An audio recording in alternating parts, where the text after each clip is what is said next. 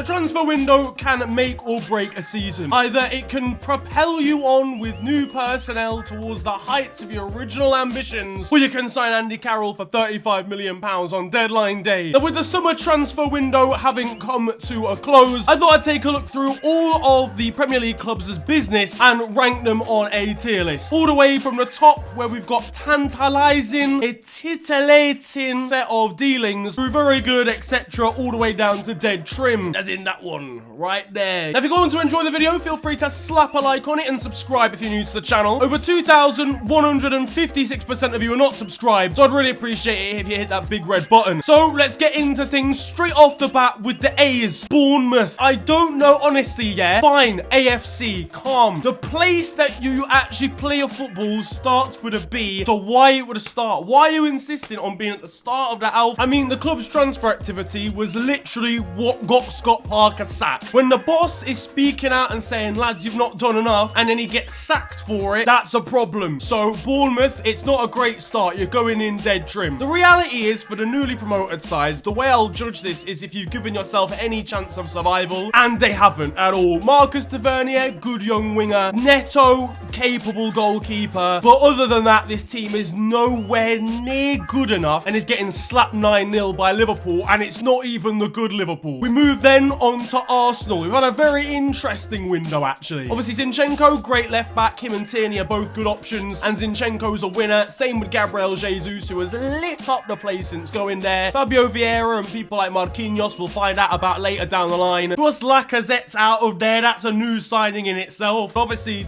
they are top of the table. So at the here and now, I'm going to say tantalizing. I'm going to put them in the top tier. However, I don't think they will maintain a title challenge necessarily, and it might drop down to very good. Aston Villa, good signings. Dead manager. I'm sorry, Stephen. Yeah, of course. But this man is going to be at job centre with Thomas Tuchel comparing Tesco meal deals within the next 3 weeks. Coutinho is in permanently, then the likes of Diego Carlos and Boubacar Kamara. I don't know. I'm probably going to put them in some good deals. I think they're being hampered, to be honest, by poor squad selection, and that's why they're doing so badly. I think there's a couple good signings that they've made, but there's probably still holes in this squad overall. Brentford, my main G's. One of the most interesting transfer windows, I think, and they made some really solid signings. The likes of Lewis Potter, Aaron Hickey's a great fullback who can play both sides. Ben Mee as well, great business, leader, and Premier League experience. Plus Mikkel Damsgaard, who should be sick. I don't think we've seen anything of him yet. So I think they've spent wisely. Again, I'm going to put them in very good, because I think this will push them from battling against relegation a little bit into firmly being a mid-table side this season. Brighton next up now. Mark Cucurella and Yves Bissouma both leaving. Cucurella replaced with a Stupinian. Bissouma not really replaced at all, though. That's a little bit of a concern and drops them a point. But they have made a lot of cash. They're going to make even more now that Graham Potter's left. Again, no, they're not taking it too well on Twitter. Billy Gilmore's in, and permanently, he's a nice little signing. They made a couple young signings as well, hopefully for the future and maybe to gain some profit on. I wouldn't say it's anything crazy to shout home about, but they have earned themselves a lot of money. I'm going to put them in some good deals. On to Chelsea. Now, they are currently being run by a man who doesn't even know that there's 11 footballers on a football field. And it all just felt a little bit last minute from their new owner, running around Barcelona with £62 in his back pocket, ready to splash it out on somebody. And he did. It was Pierre-Emerick Aubameyang, who was washed in the Premier League with Arsenal a year and a half ago. But they have made some good signings. You know, Raheem Sterling's come in, and I think he's a brilliant bit of business for them. Serial winner, top tier Premier League footballer. I like Wesley Fofana, even though he had a bit of a difficult debut. Kalidou Koulibaly, not bad, but I do think there was a reason he was stuck at Napoli for so long. It's because he was a bit overrated. Cucurella's not bad, depth behind Chilwell, and then they've got Dennis Zakaria as well. Romelu Lukaku's been sent on the first 7:45 AM flight out of there to Milan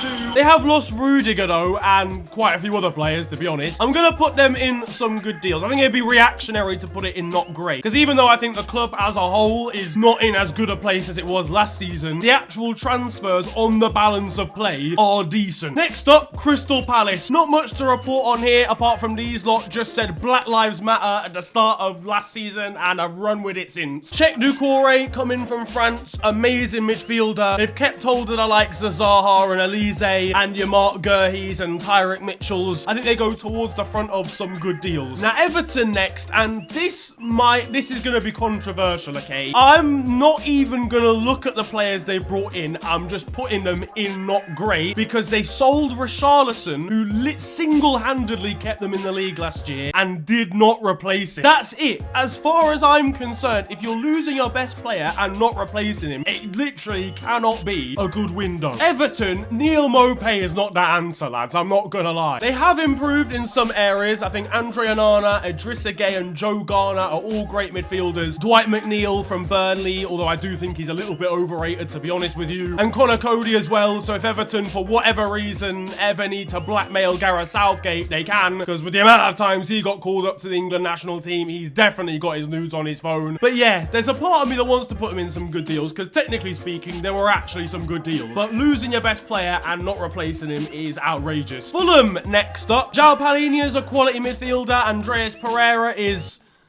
a midfielder. Then Levin Kazawa and Kevin Mbabu are pretty decent fullbacks. Bern Leno, for me, is one of their best signings, though. Willian's in. Fulham's coaches are still thinking 3 years in the past. They're going to have a bit of a surprise when they see him in training. You don't have future here. You don't have future. You can never make it. I'm going to put them in some good deals because I think the likes of Bern Leno, Kevin Mbabu are really solid for a club of Fulham's size. They're definitely going to be in a relegation scrap, but they've given themselves a chance. Next up, Leicester City. Yeah, boom, you're going straight in the bottom as well. Fam, you didn't even try. Your scouts set their alarms too late, woke up 3 days before the transfer window ended. Deadline days on the horizon. These men haven't even clocked into work. Their scouts took the whole holidays off. Crazy, crazy, crazy window from Leicester City, and not in a good way. The only positive is they've kept hold of James Maddison. That is it. Kasper Schmeichel, I cannot believe they've sold him as the captain, as one of the most influential members of the changing room, and not only not even replaced his personality, but not even got a goalkeeper anyway of any kind. And that's before you even take into account they've lost their best defender in Wesley Fofana. They've replaced him with a guy whose name I don't know how to pronounce, even though it's literally 2 syllables. I've never seen him play. He might be alright, but if he's not, they're absolutely finished. Leeds United now, and what I'm gonna say here might surprise some people. Because on the face of it, they've lost Rafinha and they've lost Calvin Harris. Yeah, they've lost Calvin Harris. Yeah, save those bops that he was making for them. Gone out of there. The DJ decks at Ellen Road are never gonna be the same.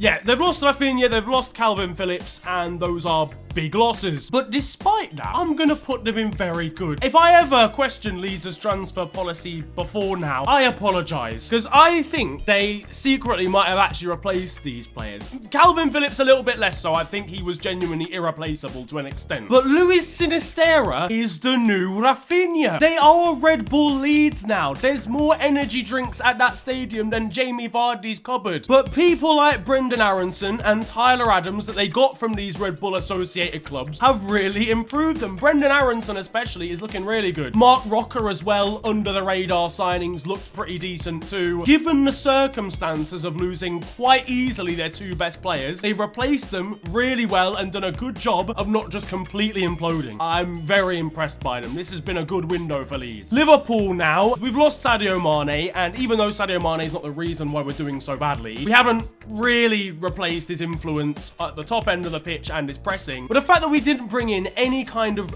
incredible centre mid or just top quality centre mid this window is a tragedy. James Milner is 56. We're relying on centre mids with not an ankle between them. Naby Keita and Thiago Alcantara cannot be relied upon for a whole season. Darwin Núñez, I do think will come good, but he's not impressing me too much so far. We made some good signings in terms of like the likes of a Ramsey and a Carvalho. As much as it is touch and go, I'm gonna put us in some good deals. In fact, I don't even care. I'm putting us in not great. It's the fact that it's not about the players that we have signed, it's about the player that we haven't. Man City, let's not beat around the bush, it's tantalizing. Erling Haaland is crazy. He scored like 12 goals in about 47 minutes of football. City are gonna win the league by a mile. Haaland's gonna win 2 golden boots, 1 for each foot. Even Calvin Phillips, perfect for City's system. The only thing is they've lost a bit of depth towards the top of the pitch in Raheem Sterling and Gabriel Jesus, but obviously bringing in Haaland and of course Alvarez as well still kind of mitigates that a little bit. Now, United next up. Don't tell anyone. I'm a fan of United's business. And I know they do this, right? They bring in big players and then they don't perform. They brought Casemiro and we're all expecting him to be the DM that they needed. But look at Varane. Varane didn't turn out as what we expected, or certainly in his first season. They've spent way too much money, and I don't want to ever see a United fan complain about the money they spend ever again in history, but they have actually made some good signings. Lisandro Martinez might be the size of a singular baked bean, but he's a good centre-back. Casemiro is the DM they needed,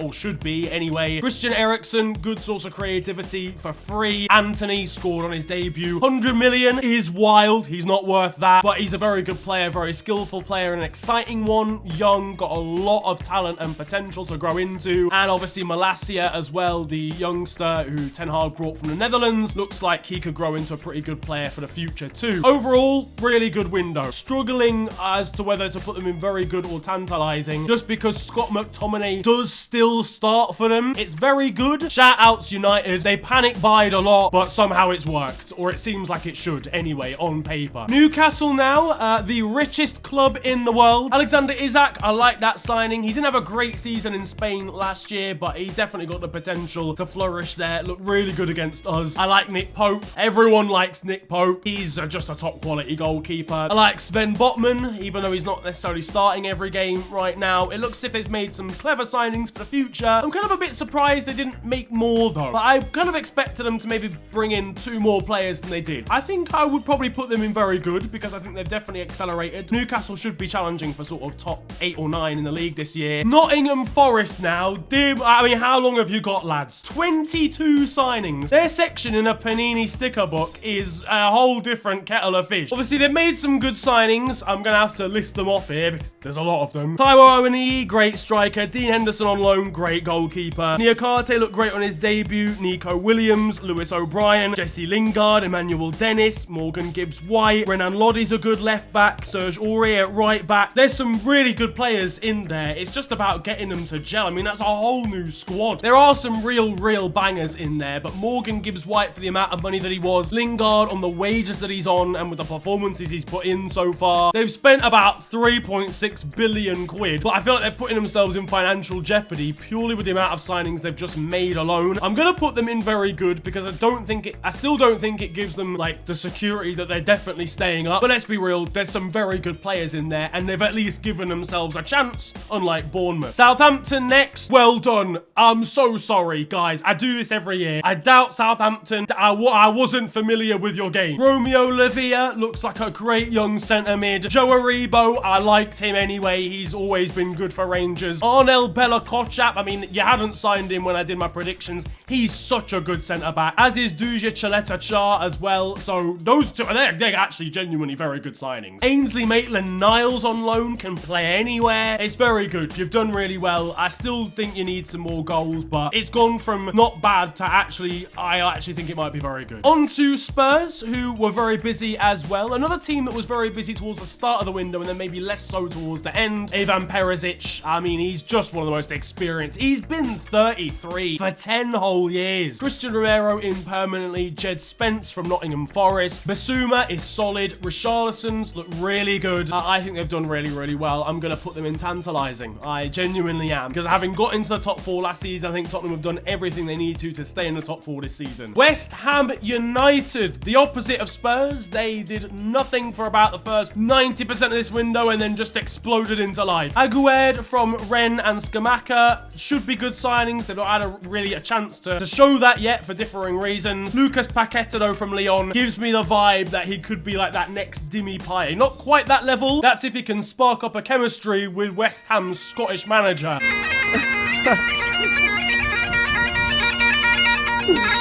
Thilo Kehrer and Emerson are also decent depth options as well. I think they've addressed the centre-back situation. I'm going to say some good deals. They've kept hold of Declan Rice as well, which is really good, and I think that means they're definitely closer to very good. I'm just a little bit concerned about some of the signings they've made not actually having an impact just yet, and I'm scared they're going to be flops. And then finally, Wolves, who have had one of the quieter summers, I think, out of most sides in the Prem. Nathan Collins came in pretty early from Burnley. Connor Cody was better last season, but I still think Nathan Collins will be a better centre-back overall. overall. Gonçalo Guedes and Matias Nunes should be exciting towards the front end of the pitch. It's a shame about Sasa Kalajdzic, who they signed and then got injured for a couple of months on his debut. I think those are the goals they need. Raul Jimenez is not the same Raul Jimenez anymore. They at least tried. There are some good deals there. Maybe a little bit concerned about a lack of depth now. They've got rid of like Willy Bolly and Saiz at the same time, as well as Connor Cody. But they've signed some good players, and they kept hold of Ruben Neves, who was linked with a move to Manchester United for a 17th straight season. So overall, I'm gonna put them in some good deals towards the latter end though. That though is my tier list. But what do you make of your team's transfer business? Let me know down in the comments section below. If you enjoyed this video though, feel free to slap a like on it, and of course subscribe if you're new to the channel. You can also follow me on social media. It is at @theofficialfng on Twitter and on Insta. But it's been a pleasure ranting at you guys today. Have a wonderful day, enjoy yourselves, and goodbye.